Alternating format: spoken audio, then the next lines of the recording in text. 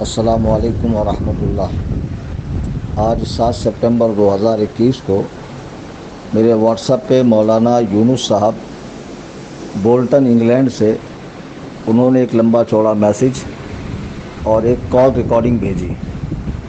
اس لمبے چوڑے میسیج کے اندر ابھی حالیہ دنوں میں جو مرکز اہل سنت بریلی شریف سے ممبئی کے ایک امام صاحب پر حکم شرع سنایا گیا ہے، اس پر چند بھونڈے اعتراضات کیے گئے ہیں۔ تو میں ان صاحب سے اور ان جیسی ذہنیت رکھنے والوں سے جو وقت کے انتظار میں تھے کہ کب ہم مرکز سے بغاوت کر لیں، ایسے وقت میں ہمیں ہمارے شیخ اعظم سیدی سرکار تاج الشریعہ رضی اللہ تعالیٰ عنہ کی بڑی شدت سے یاد آتی ہے کہ جب حضرت ظاہری حیات میں تھے تو یہ سارے فتنے خاموش تھے۔ آج لوگ طرح طرح کی باتیں کر رہے ہیں، اس کو بھی کاٹ دیا، اس کو بھی کاٹ دیا، اس کو بھی کاٹ دیا۔ میرے بھائی، کسی کو کاٹا نہیں جاتا ہے، شرع کا حکم بیان کیا جاتا ہے، قرآن و سنت کے فیصلے بتائے جاتے ہیں۔ اب جن کے نفس خبیث ہوں، ذہن باغی ہو، طبیعت آزاد ہو، وہ نہیں ماننے والے۔ جسے آج ہم موقف تاج الشریعہ کہتے ہیں، اصل میں یہ قرآن و سنت کا سچا فیصلہ ہے۔ اسی سے حضور تاج الشریعہ پوری زندگی چمٹے رہے اور سارے اکابرین اسی فیصلے پر قائم رہے، اور ہمیں بھی رہنا ہے۔ اللہ کے حبیب علیہ السلام کا ارشاد گرامی ہے کہ قیامت تک میری امت میں ایک گروہ ایسا ہوگا جو ہمیشہ حق گوئی سے کام لے گا اور باطل کا مقابلہ کرے گا، اور وہ تعداد میں کم ہوگا۔ یہ کیا لوگ بات کرتے ہیں کہ فلاں صاحب ویڈیو پہ آ گئے، فلاں صاحب نے تصویر بنا لی۔ ایک ایک کا نام کیوں لیتے ہو؟ شرع سب پر حجت ہے۔ وہ کون جو شرع پر حجت ہو؟ شریعت پر کوئی حجت نہیں ہے۔ اور پھر میں بعض نادانوں کو دیکھتا ہوں کہ مثال میں پیش کرتے ہیں کہ فلاں خلیفہ تاج الشریعہ نے ویڈیو بنا لی۔ ہاں، میں جانتا ہوں کچھ ایسے بھی نالائق ہیں کہ جنہوں نے حصول دنیا کے لیے خلافت حاصل کی، اور خلافت حاصل ہونے کے بعد جس چیز کی حضرت نے پوری زندگی مخالفت کی ہے، اسی پر ان کا عمل ہو رہا ہے۔ تو لوگ تو انہیں خلیفہ کہتے رہیں، لیکن حقیقتاً ان کی خلافت باقی نہیں رہی۔ سرکار تاج الشریعہ بوقت عطائے خلافت یہ بات ارشاد فرماتے ہیں، بشرط علم و عمل۔ تو جب عمل ہی نہیں رہا تو خلافت کہاں سے باقی رہی؟ لوگوں کی نظر میں بنتے ہیں پھرے خلیفہ۔ تو ایسے جتنے بھی خلفاء ہیں، عوام اہل سنت کو چاہیے کہ ان سے دور رہے۔ دوسری بات، مرکز کا جو حکم آیا ہے، جسے لے کر آج لوگ ان کی خدمات گنوا رہے ہیں کہ انہوں نے فلاں موقع پر یہ خدمت کر دی، فلاں موقع پر وہ خدمت کر دی، اب ان کو بھی کاٹ دیا گیا ہے۔ میرے عزیز، میرے بھائی، ذرا یہ بتائیں کہ جب پہلی مرتبہ ان پر مرکز سے فتویٰ آیا تھا تو انہوں نے اسے ایکسیپٹ کیا، قبول کیا، حاضر ہوئے، شرمندگی کا اظہار کیا، نادم ہوئے، اور اس سے توبہ بھی کی، اسے حرام بھی جانا۔ تو اب خود سوچئے کہ جو شخص حرام جان رہا ہے، پھر اس کے بعد پھر اسی فعل میں مبتلا ہے، تو فاسق تو وہ ہوا ہی، دوغلا بھی ہو گیا۔ تو اب ایسے شخص سے کیا تعلق رکھنا؟ اب دوسری آڈیو کی طرف آتے ہیں۔ مرکز اہل سنت کا حکم ہے، ہمیں بالکل قبول ہے، ایک حبہ برابر ہم اس سے ہٹ نہیں سکتے ہیں، ٹھیک ہے، چونکہ وہ قرآن و سنت کی روشنی میں ہے۔ اب جن جن کو اعتراض ہے وہ ایسا کریں کہ اس کے مقابلے میں قرآن و حدیث سے دلیلیں پیش کریں۔ جن علماء نے ویڈیوگرافی کی اجازت بھی دی تھی، وہ فقط اس حد تک کہ دینی مجالس کی ریکارڈنگ کر کے اسے عام کیا جائے، صرف اسی حد تک دی تھی، نہ یہ کہ ہر موقع محل کی تصویریں کھینچی جائے، اور جب لوگ اسٹیج پر مسافے کے لیے آ رہے ہیں تو اس سنت کو ترک کر کے معاذ اللہ سیلفی لی جائے۔ یہاں تک ہو رہا کہ مسافہ نہیں کیا جا رہا، سیلفی لی جا رہی، ماڈل بنے پھر رہے ہیں، کھانے کی، پھرنے کی، گھومنے کی، پتہ نہیں کہاں کہاں جا کر سیلفیاں کھینچتے ہیں۔ کیا ان سب کے لیے اجازت دی تھی علماء نے معاذ اللہ؟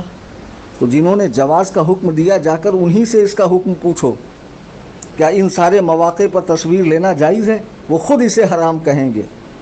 خدا را کچھ تو ہوش کے ناخن لو، دین کا مذاق نہ بناؤ۔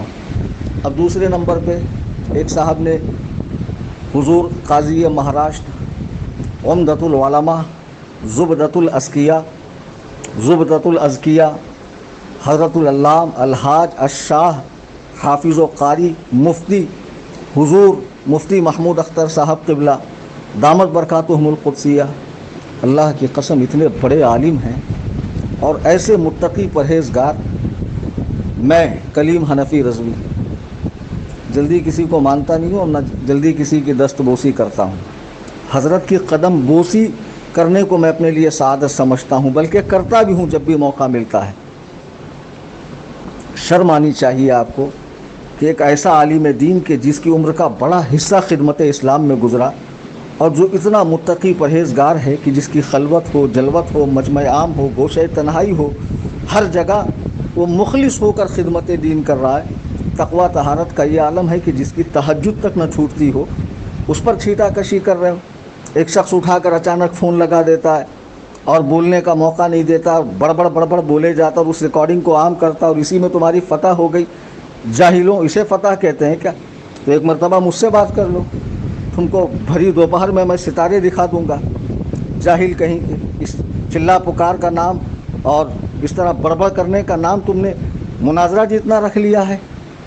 مفتی محمود اختر صاحب وہ شخصیت ہے جن کے سامنے تمہارے ابا بھی زانو ادب طے کریں گے، جن کے علم و فضل، تقویٰ طہارت اور بالخصوص تفقہ فی الدین کا یہ عالم ہے کہ حضور تاج الشریعہ رضی اللہ تعالیٰ جن پر اعتماد فرماتے تھے اور اکثر علماء کو مشورہ دیا کرتے تھے، نئی عمر کے علماء کو، کہ مفتی محمود اختر صاحب سے رجوع کیا کریں۔